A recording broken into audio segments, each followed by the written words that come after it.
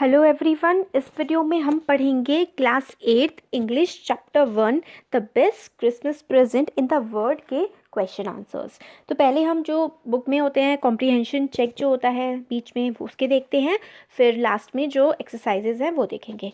तो देखिए जो लाइंस आपको दी गई हैं पार्ट 1 में, आई स्पॉटेड डैश डैश जो है क्रिसमस ईव वाला जो है, इसमें आई कौन है?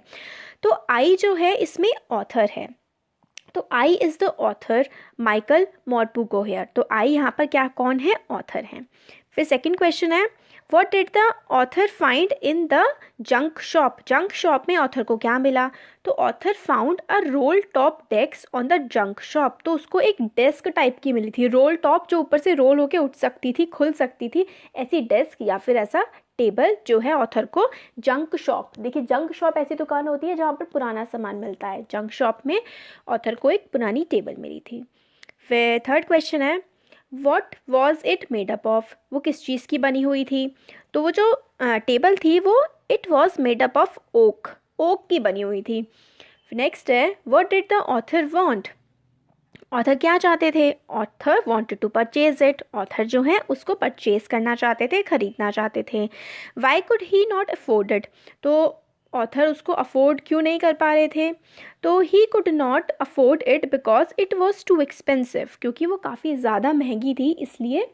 एक्सपेंसिव का मतलब होता है महंगा, अफोर्ड करने का मतलब होता है कि आपके पास जितने पैसे हैं आप उसमें चीज़ को खरीद पा रहे हैं, नहीं। तो ऑथर उसको नहीं अफोर्ड कर पा रहे थे क्योंकि वो काफ़ी ज़्यादा जो है वो एक्सपेंसिव थी, महंगी थी।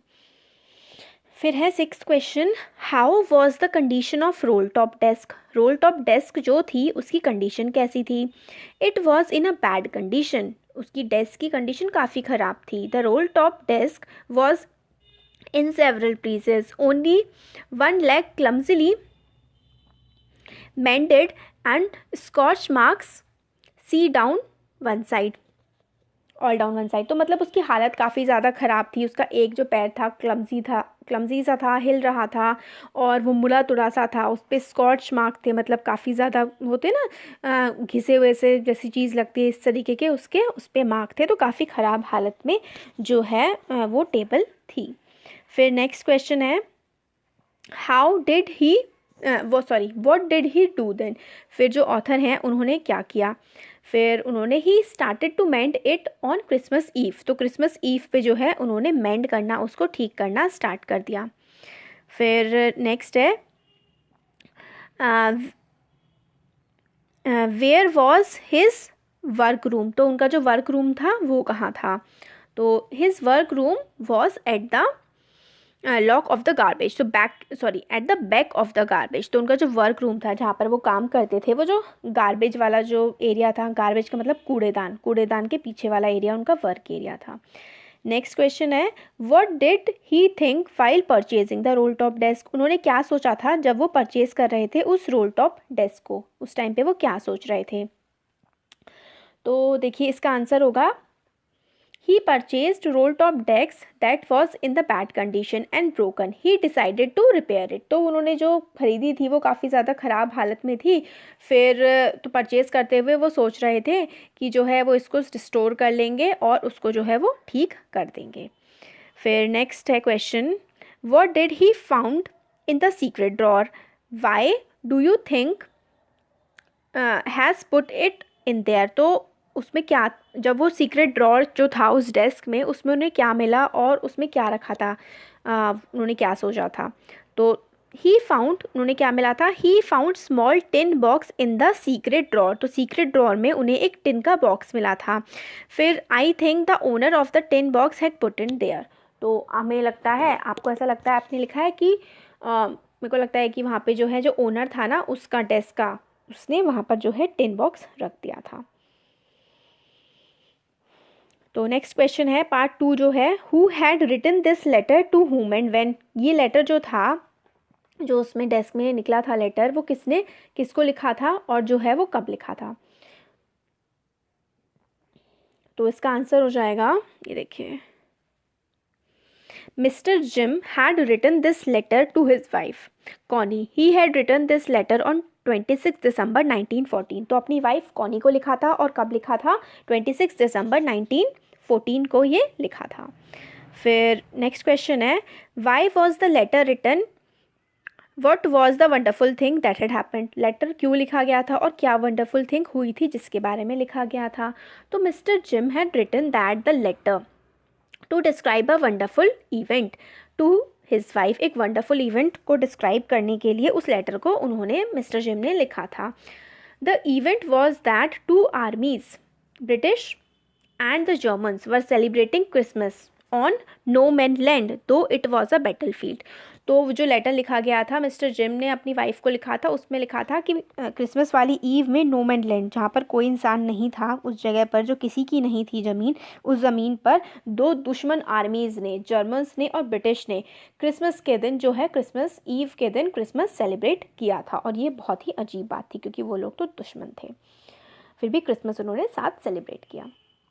अब नेक्स्ट है third, what jobs did has Wolf and Jim Macpherson have when they were not soldiers. तो ये दोनों जो लोग थे, वुल्फ और जिम, ये कौन सा काम करते थे जब वो लोग सोल्जर्स मतलब आर्मी में नहीं थे, तब ये लोग क्या करते थे। तो देखिए, मिस्टर हॉन्स वॉल्फ प्लेड सेलो इन ऑर्केस्ट्रा, तो ऑर्केस्ट्रा में काम करते थे हैंस वॉल्फ तो। और मिस्टर जिम जो हैं वो एक स्कूल टीचर थे इन डॉर्सेट, तो डॉर्सेट जो जगह है वहाँ पर वो एक स्कूल टीचर थे जब वो आर्मी में नहीं थे उससे पहले। फिर नेक्स्ट क्वेश्चन है, has Hans Wolf was been to Dorset why. तो हैंस वुल्फ क्या मतलब डॉर्सेट में गए थे, और नहीं तो फिर क्या मतलब नहीं गए थे, तो फिर वो क्यों नहीं गए थे या उनको कैसे पता लगा था। तो इसका आंसर है no, Hans Wolf had never been to Dorset, वो कभी, हैंस वुल्फ कभी भी डॉर्सेट नहीं गए थे। He had only read about it in Hardy's novel, उन्होंने जो है हैंस वुल्फ ने सिर्फ और सिर्फ हार्डी के नॉवल में इसके बारे में पढ़ा था, इस जगह के बारे में। Far from the meddling crowd, की ये जो क्राउड वाला एरिया है इससे काफ़ी ज़्यादा जो दूर जगह है वहाँ पर जो है ये डॉर्सेट पड़ता है, उन्होंने ये पढ़ा था नॉवल में। फिर फिफ्थ है, do you think Jim Macpherson come back from the war, how do you know this. तुम्हें क्या लगता है कि जो जिम मैफरसन है वो वॉर से वापस आए थे, और तुम्हें मतलब कैसे पता लगता है जो भी था। तो no, I think mister Jim did not came back from the war, मुझे लगता है मिस्टर जिम कभी वापस नहीं आए थे वॉर से।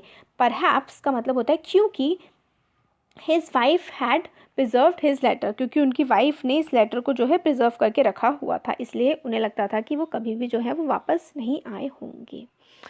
अब पार्ट 3 है, पार्ट 3 का पहला क्वेश्चन है, why did author go to Bridport, author Bridport क्यों गए थे। तो इसका आंसर है author went to Bridport to meet Mrs Macpherson and to deliver her Jim's letters. तो जो ऑथर हैं वो ब्रिटपोर्ट गए थे मिसेस मैफरसन के पास उस लेटर को डिलीवर करने के लिए, जो लेटर उन्हें डेस्क में मिला था। और किसने लिखा था, जिम का वो लेटर था, जिम ने लिखा था, और मिसेस मैफरसन को वो लेटर ऑथर देने गए थे। सेकेंड क्वेश्चन है, how old was Mrs Macpherson where she was, Mrs Macpherson कितनी एज थी उनकी और वो कहाँ पर थी। तो Mrs Macpherson was 101 years old now, 101 101 साल की थी वो, and she was in nursing home in Burlington, वो नर्सिंग होम में थी बर्लिंगटन में, और उनकी 101 साल की उम्र हो गई थी। फिर नेक्स्ट क्वेश्चन है, who did Connie Macpherson think her visitor was, Connie Macpherson को क्या लगा था कि मतलब उनके विजिटर कौन हैं। तो जो कॉनी मैफरसन थी उन्होंने सोचा था that the visitor was her husband Mr Jim Macpherson, Connie Macpherson को लगा था जो विजिटर आए हैं वो उनके हस्बैंड हैं जिम मैफरसन। क्वेश्चन नंबर 4 है, which sentence in the text show that the visitor did not try to hide his identity. तो कौन से टेक्स्ट से पता लगता है कि विजिटर ने ट्राई नहीं किया अपनी आइडेंटिटी को, अपनी पहचान को छुपाने का। तो द सेंटेंस जो था, which shows that the visitor did not try to hide his identity is, I explained about the text about how I had found it, क्योंकि ऑथर ने तो कहा था, एक्सप्लेनेशन दिया था डेस्क का कि किस तरीके से डेस्क में उनको लेटर मिला है, इसका मतलब उन्होंने बता दिया था कि वो उनके हस्बैंड नहीं हैं। फिर अब देखते हैं वर्किंग विद द टेक्स्ट वाला जो है। अब इसका पहला क्वेश्चन है, how for how long do you think Connie had kept Jim's letter, give reason for your answer. तो जो आप जो कॉनी ने कितने दिनों तक जो है जिम वेफरसन का लेटर जो है संभाल के रखा था, और क्यों, आप उसका रीज़न दीजिए कितने टाइम के लिए, आपको क्या लगता है। तो आप लिखते हैं कि आई थिंक, आप लिख सकते हैं ऐसे कि I think Connie must have kept Jim's letter for a long time. मुझे लगता है बहुत लंबे समय तक उसने जो है जिम के लेटर को रखा होगा। वो ऐसा इसलिए, this is because she told the narrator how she read it quite often every day. तो वो बताती हैं उसको, ऑथर को, कि वो किस तरीके से ऑलमोस्ट जो है एवरी डे रोज़ रोज़ उसको पढ़ती थी, so that she could feel the presence of gym, जिससे कि मतलब उनको जिम की, अपने हस्बैंड की प्रेजेंस फील हो कि वो उनके पास हैं। ऐसे में पता लगता है कि वो कई बार पढ़ती थी। How do you think the desk had been sold and when. तुम्हें कब लगता है, वाई, तुम्हें क्यों लगता है कि उस डेस्क को बेच दिया गया था, और कब बेचा गया था। तो इसका आंसर हो जाएगा, desk must have been sold when the house in which she lived had caught fire. तो डेस्क को तब बेच दिया होगा जब जिस घर में वो रहती थी उस घर में जो है वो आग लग गई थी। She was taken to a nursing home, और फिर उसके बाद उनको एक नर्सिंग होम में ले जाया गया। And all the burn things must have been sold by the neighbours after that. और जो बाकी सारी जली हुई चीज़ें, मतलब चीज़ें जो भी बची हुई थी, वो शायद जो नेबर्स थे, पड़ोसी थे, उन्होंने जो है वो बेच दी होंगी। फिर आगे जो है वो है question, why do Jim and Hans think that games और sports are good ways of resolving conflict, do you agree. Jim और जो जेम्स हैं उनको क्यों लगता था कि स्पोर्ट्स जो है वो ज़्यादा अच्छा वे है लड़ाई को सुलझाने का, क्या आप इससे अग्री करते हो। तो Jim and Hans thought that games, मतलब sports is a good way of resolving conflict. जो स्पोर्ट है वो ज़्यादा अच्छा, खेल ज़्यादा अच्छा तरीका है कॉन्फ्लिक्ट यानी कि लड़ाई को सॉल्व करने का, because nobody dies in matches, matches में किसी की डेथ नहीं होती है।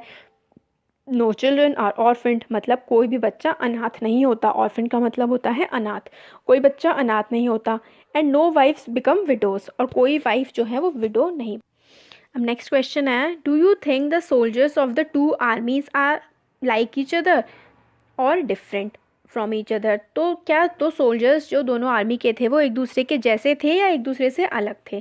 Find evidence from the story to support your answer. तो स्टोरी में से एविडेंस बताना है कि वो दोनों एक जैसे थे या अलग अलग थे, और अपने आंसर को स्टोरी से सपोर्ट करके लिखना है। तो इसका आंसर हो जाएगा, yes the soldiers of two armies are like each other. दोनों आर्मीज के सोल्जर एक जैसे थे।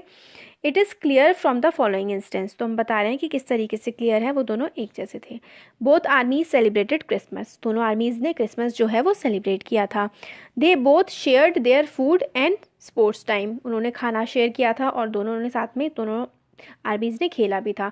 टुगेदर, और किसमें, स्मोक की थी, लाफ की थी, बातें की थी, और प्लेइंग एंड ईटिंग, और खाना खाया था और प्ले किया था, खेला था और साथ में एंजॉय किया था क्रिसमस वाले दिन। They played a football match and agreed that the conflict and dispute में बी रिजॉल्व बाय मैचेस। उन्होंने जो है फुटबॉल का मैच खेला था और ये अग्री किया था कि जो कॉन्फ्लिक्ट, लड़ाइयाँ वगैरह हैं वो सॉल्व की जाने चाहिए मैचेस के द्वारा, बजाय की लड़ाई करके। They agreed about negative aspect of war and longed for piece. वो निगेटिव जो ख़राब चीज़ें होती हैं लड़ाई होने से, उसके बारे में उन्होंने बात की। एंड लॉन्ग्ड फॉर पीस, इसका मतलब है कि जो शांति बनाए रखनी चाहिए हम सबको, इसके बारे में भी उन्होंने बात की थी। फिर है next point, they exchanged serials at night and hope to unite the families again. तो उन्होंने जो है ये होप किया था कि लड़ाई जो है जल्दी ख़त्म हो और अपनी फैमिली से दोबारा जा कर के वो मिलें। नेक्स्ट क्वेश्चन है, mention the various phase in which British and the German soldiers became friends and find things in common eight Christmas. तो किस तरीके से, वेरियस वेज बताने हैं कि ब्रिटिश और जर्मन जो थे लोग वो दोस्त बन गए थे सोल्जर्स, और उनमें क्या चीज़ें कॉमन आई थी क्रिसमस के टाइम पे जो उन्हें समझ आई थी। तो British and German troops celebrated Christmas with each other, उन दोनों ने एक साथ क्रिसमस जो है वो मनाया था। दे एन्जॉयड ईच अदर्स फूड, एक दूसरे का खाना उनको पसंद आया था। All of them were smoking, laughing, talking, playing and eating together. बाकी सब जो पहले वाला आंसर उसी में से उसी टाइप का है, स्मोक कर रहे थे, हंस रहे थे, बातें कर रहे थे, एक साथ खाना खा रहे थे। Hence and gym share the cake, Connie had baked, तो कॉनी ने खाना का मतलब बनाया था, और हैंस और जिम ने जो है केक को शेयर किया था। They talked about Bathsheba, Gabriel Oak, Sergeant, Troy and Dorset, उन्होंने अलग अलग जगहों के बारे में जो है वो बातें की थी. They even talked about the books they liked, उन्होंने जो बुकें किताबें उन्हें पसंद है उनके बारे में बात की थी. Both the troops played the game of football, दोनों ने जो है आर्मीज़ ने फुटबॉल का गेम खेला था. दे एक्सचेंज्ड कॉरल्स एट नाइट, और उन्होंने जो है वो विशेज़ एक दूसरे के साथ एक्सचेंज की थी रात में, और इस तरीके से उन्होंने क्रिसमस सेलिब्रेट किया था. और ये सारी की सारी चीज़ें उनमें क्या थी, कॉमन थी. तो व्हाट इज़, नेक्स्ट क्वेश्चन है, what is Connie's present, Connie का जो था वो प्रेजेंट क्या था. Why is it the best Christmas present, Connie का प्रेजेंट क्या था और वो बेस्ट क्रिसमस प्रेजेंट क्यों था इन द वर्ड, और वो बेस्ट क्रिसमस प्रेजेंट वर्ड में क्यों था. कॉनी का प्रेजेंट क्या था और प्रेजेंट बेस्ट क्रिसमस प्रेजेंट क्यों था वर्ड में, ये बताना है. तो the presence of Jim on Christmas was the best Christmas present for Connie. तो जिम का वहाँ पर होना क्रिसमस के दिन कॉनी के लिए क्रिसमस का बेस्ट प्रेजेंट था. It was the best Christmas in the world, as Jim had promised her to come on Christmas and now he was with her. क्योंकि जिम ने कॉनी से प्रॉमिस किया था कि वो क्रिसमस पर वापस आएगा, और अब वो जो है जिम कॉनी के साथ था. उसको, कॉनी को ऐसा लग रहा था कि उसके साथ है, इसलिए वो उसके लिए बेस्ट क्रिसमस प्रेजेंट था पूरे वर्ल्ड का. क्वेश्चन नंबर 7 है, do you think the title of this story is suitable for it. तुम्हें क्या लगता है कि जो स्टोरी का टाइटल दिया गया है वो उसके लिए बिल्कुल सही है.